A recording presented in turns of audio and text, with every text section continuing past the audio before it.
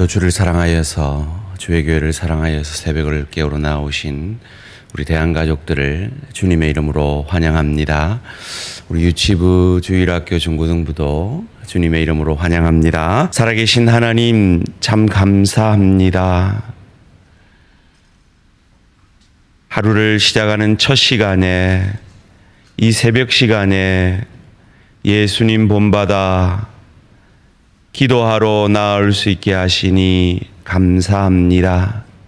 하나님, 오늘 이 새벽에 우리 착한 대양의 자녀들 예수님 만나 주세요.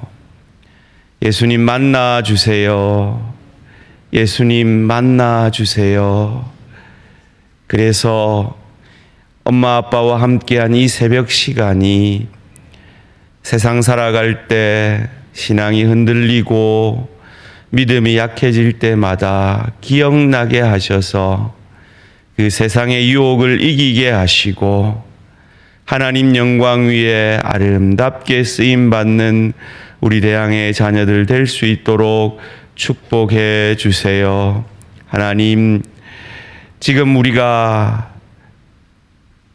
자녀들이 하나님 영광 위에 할 수 있는 게 뭘까요? 먼저 열심히 공부할 수 있도록 주님 도와주세요. 지혜를 더해 주세요. 인내를 더해 주세요.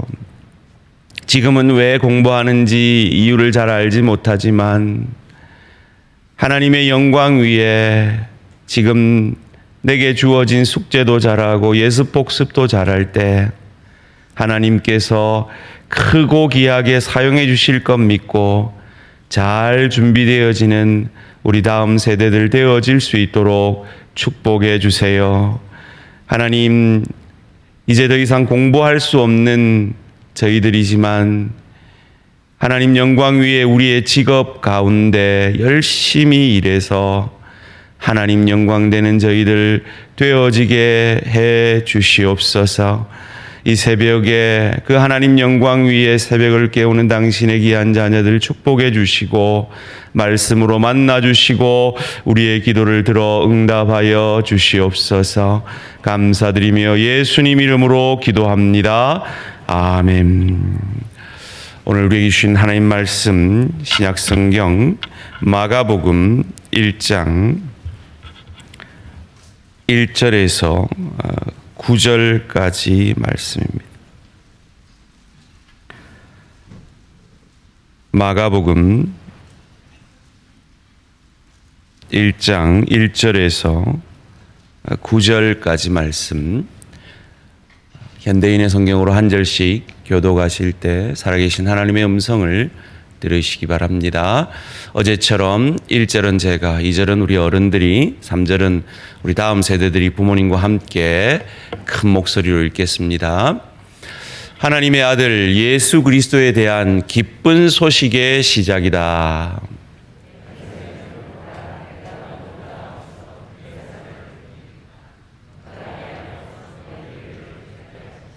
다음 세대들 시작.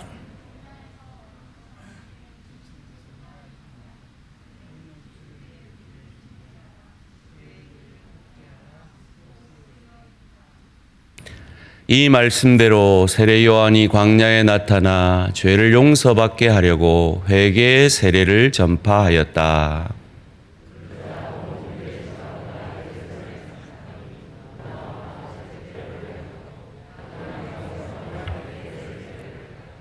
다음 세대 시작.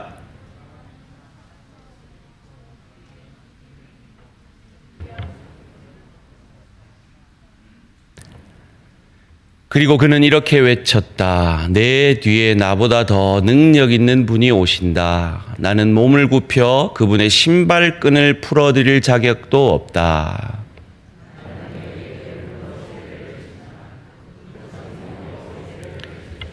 자, 다음 세대와 함께 읽습니다. 시작. 그 무렵 예수님이 갈릴리 나사렛에서 요단강으로 오셔서 요한에게 세례를 받으셨다. 아멘. 어제 제목 기억나요? 우리 어른들도 기억 안 나는데 그죠? 공부처럼 신앙생활 해야 합니다라는 제목으로 말씀을 나누었죠. 등불 준비 못한 5 처녀 아니라 등불 기름 넉넉히 준비한 5 처녀처럼 잘 준비되어지는, 그래서 지금 내가 왜 공부해야 되는지 모르지만 공부가 늦기 전에 공부를 하는 것처럼 지금 내가 왜 신앙생활 바로 해야 되는지 잘 알 수 없어도 하나님 앞에 섰을 때, 하나님이 평가하실 때 잘했다 칭찬해 주시고 그 천국 상급 주실 것 기억하고 공부 열심히 하고 신앙생활 열심히 하는 우리 다음 세대들 되시기를 주님의 이름으로 축원합니다. 아멘. 우리 어제 저희 큰딸이 참석을 했었는데 뒤에 있는 우리 그 다음 세대 조그만 아이가 아멘 아멘 하면서 그렇게 열심히 아멘을 하더라고요. 오늘 제목을 한번 같이 읽겠습니다. 시작. 준비해야 합니다. 이번 특세는 합니다. 해야 합니다 시리즈입니다.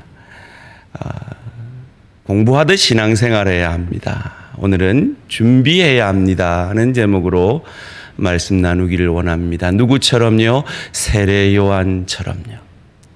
누구처럼요? 예수님처럼요. 오늘 본문 가운데 마가는 복음의 시작을 하나님의 아들 예수 그리스도의 복음의 시작이라고 선포하고 있습니다. 그리고 그 복음을 위해 준비했던 한 사람을 소개합니다.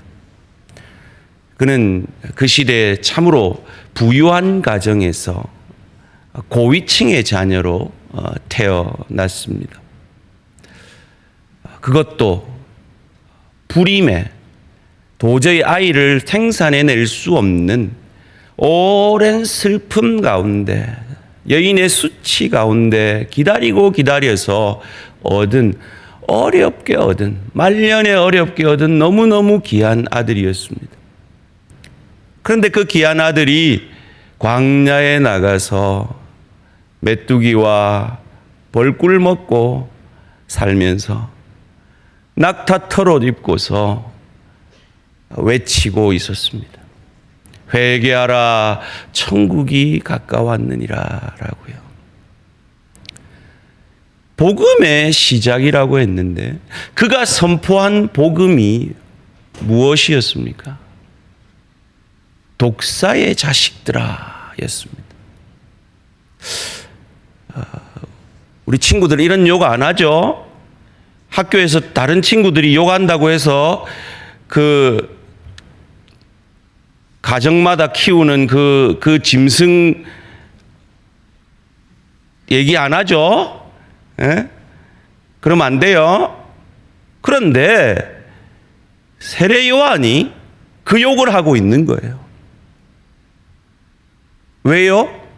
그러면서 하는 말이 회개에 합당한 열매를 맺어라. 누가 너희 보고 구원받으라느냐라고 외치고 있어요. 근데 그게 복음의 시작이었대요. 오늘 본문 2절 3절에서 이렇게 말하고 있습니다. 예언서에는 보라 내가 너보다 앞서 내 사자를 보내겠다. 이사야서예요. 그가 내 앞에서 내 길을 준비할 것이다. 이 세례요한이 준비한 게 뭡니까? 광야에서 어떤 사람의 외치는 소리가 들린다. 너희는 주를 위해 길을 준비하라. 그의 길을 곧게 하라고 쓰여 있다.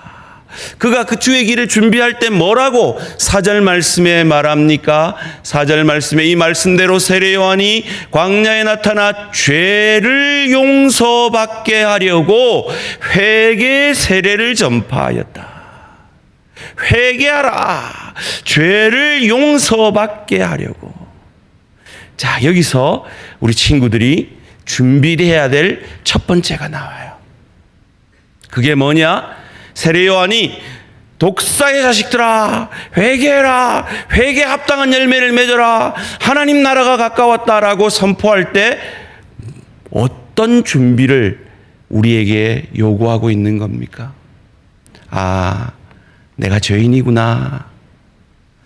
나는 예수님 아니면 영영 죽을 수밖에 없는, 아니 이미 죽어버린 죄인이구나 하는 그 죄를 깨닫는, 나의 죄인됨을 깨닫는 준비를 해야 합니다. 우리 다음 세대들 죄인이에요, 죄인 아니에요? 죄인이죠. 그래요. 나 스스로는 구원받을 수 없는 죄인이라는 것, 그 준비를 요한은 우리에게 하라고 요구해요. 그런데 요한은 죄를 깨닫게 해줄 수는 있는데 죄를 용서해 줄 수는 없어요. 그래서 요한은 오늘 본문 6절 말씀, 7절 말씀에서 이렇게 얘기해요. 요한은 낙타털옷을 입고 허리에 가죽띠를 띠고 메뚜기와 석청을 먹더라. 그가 전파하여 이르되 나보다 능력 많으신 이가 내 뒤에 오시나니 나는 굽혀 그의 신발끈을 풀기도 감당치 못하겠노라. 나는 능력이 부족한데 나보다 더 능력 많은 분이 온대요. 그분이 오시면 8절 말씀에 나는 너희에게 물로 세례를 베풀었거니와 그는 너희에게 성령으로 세례를 베풀리라 말씀하세요. 세례 요한이 준비시키는 건 죄를 깨닫는 거기까지예요. 그 뒤에는 누가 준비를 하셨어요? 이어지는 본문에서 예수님이 준비하셨어요. 예수님이 우리 인간이 입장이 되셔서 성육신 사람이 되셨어요. 하나님이 천지 만물의 주관자인 하나님이 하늘 보좌 버리고 인간이 되셨어요. 우리 같은 사람이 되셨어요. 아기가 되셨어요. 그리고 30살 되셨을 때 그분은 우리 죄를 짊어지는 죄인의 대표자인 세례 요한에게 세례 받으심으로 죄인의 자리로 낮아지셨어요. 그리고 이어지는 본문 가운데 예수님은 우리 대신에 우리가 늘 지는 시험을 이겨주셨어요. 대신 이겨주셨어요.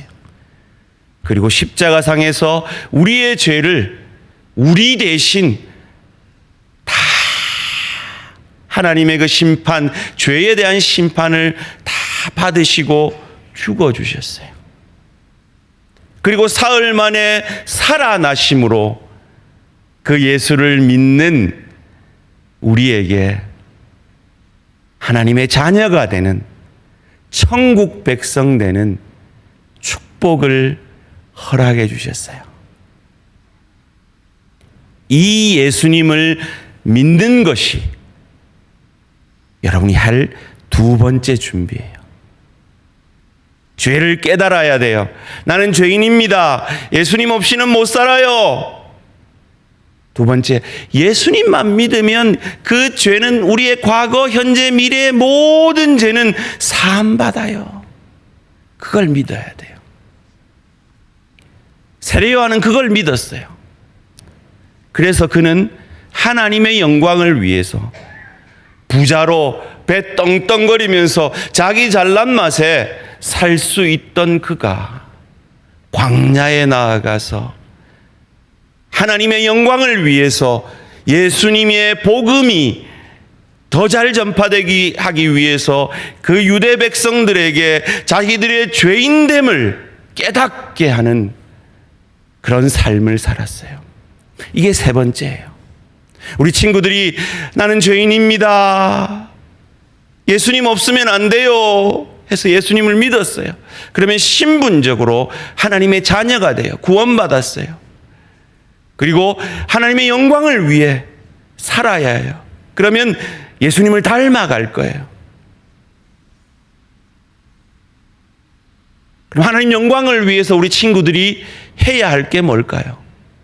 직업을 열심히 감당해야 돼요. 그 직업 속에서 하나님께 영광을 돌려야 돼요. 여러분, 직업이 뭐죠? 직업이 뭐예요? 학생이죠. 공부 열심히 해야 돼요. 그래야 하나님께서 영광 받으시는 거예요. 우리 부모님들도 하나님의 영광을 위해서 오늘도 여러분의 일터 가운데 열심히 일하시는 저와 우리 모든 성도님들 되시기를 주님의 이름으로 축원합니다. 여러분, 세례 요한이 회개해라 라고 외쳤어요. 독사의 자식들아, 회개에 합당한 열매를 맺고 와라 라고 외쳤어요.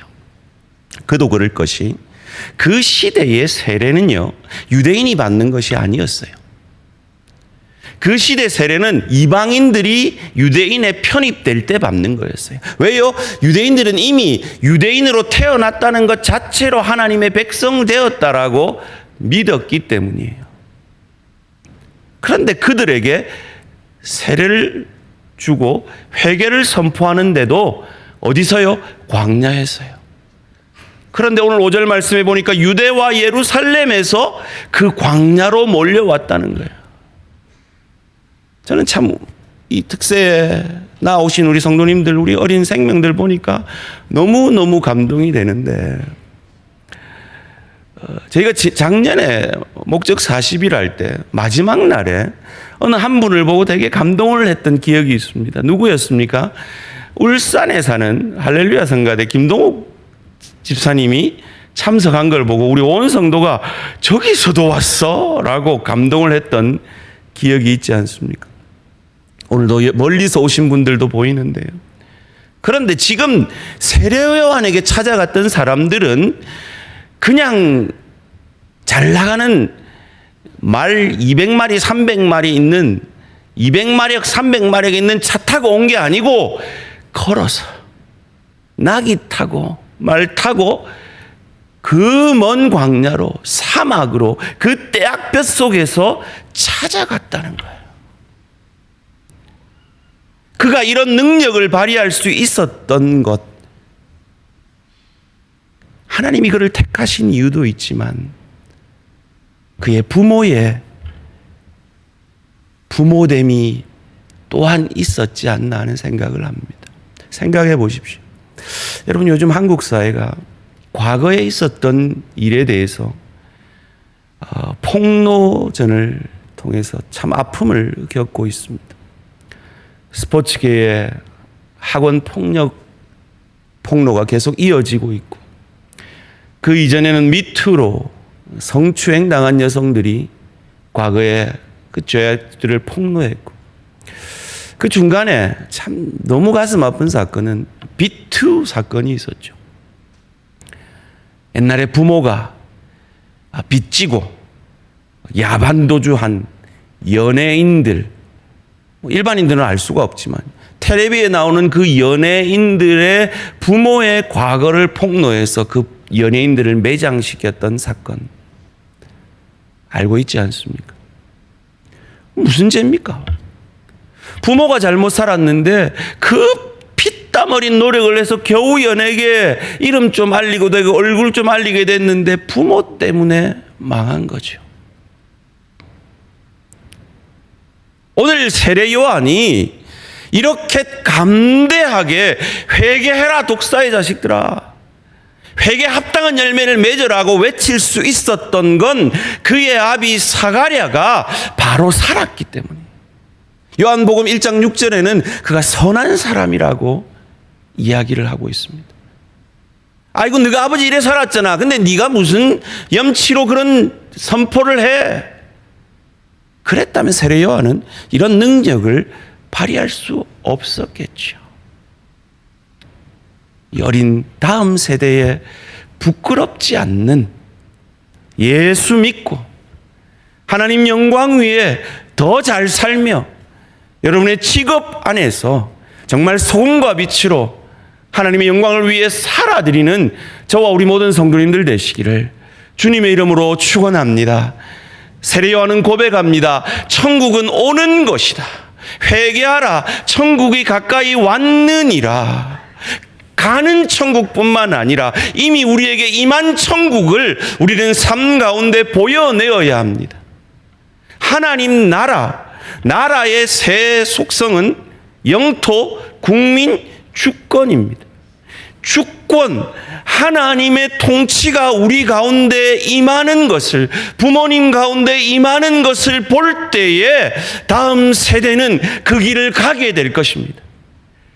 제가 선포하는 이 강단에서의 모습과 가정에서의 모습이 다를 때 우리 아이들은 신앙을 떠날 것입니다. 사가랴가 바로 살았기 때문에 그 다음 세대인 요한이 이 놀라운 주의 길을 예비하는 길을 갔듯이 내 안에 하나님의 통치가 먼저 이루어질 때, 그래서 죄 짓는 기쁨보다 죄를 멀리하는 기쁨 가운데 살아내는 것을 우리 부모님에게, 우리 할아버지 할머니에게 보게 될 때 다음 세대는 반드시 그 기쁨의 길을 가게 될 것입니다. 이것이 우리의 준비입니다.